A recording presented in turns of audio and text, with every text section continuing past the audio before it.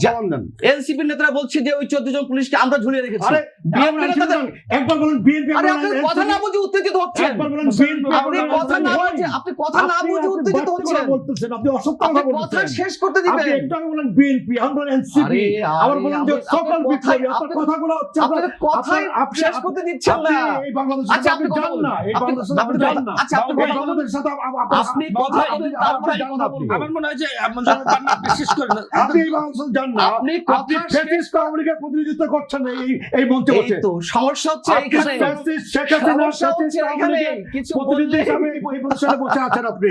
কিছু বললেই আপনার ফ্যাসিস্ট, সমস্যা নাই। কিছু বললেই ফ্যাসিস্ট হবে। আপনি শান্ত এই হন। ফ্যাসিস্ট সহ্য করব না। আপনি শান্ত আপনি হন। ফ্যাসিস্ট।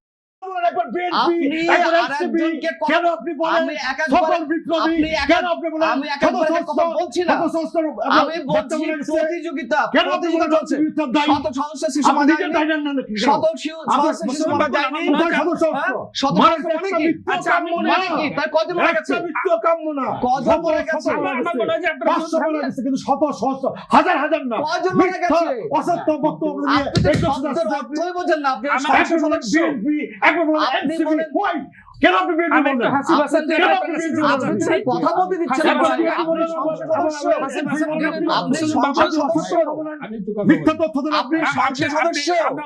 আমার কি মনে হয় আপনার? আমি তো কি কনফিউজ মনে হয়ে হয় যাচ্ছি। আপনার? আমি কনফিউজ হয়ে গতবাই পড়ছি। এরিয়া, আপনার ধৈর্য ধরুন। গতবাই এরিয়া চেক দেন। কনফিউজড হয়ে পড়ছি। গতবাই একজন এরিয়া সংসদ চেক মেম্বার দেন। কথা বলে না। সমালোচনাকে একটা করে ভোট দিয়ে সংসদ জমা হয়েছে। একজন এইটা শোনার জন্য না। সদস্য আপনার মতো কথা বলে না। স্বৈরাচারী শেখ হাসিনার দালালের বক্তব্য শোনার জন্য না। গতানুগতিক কথা বলছেন। গতানুগতিক কথা বলছেন।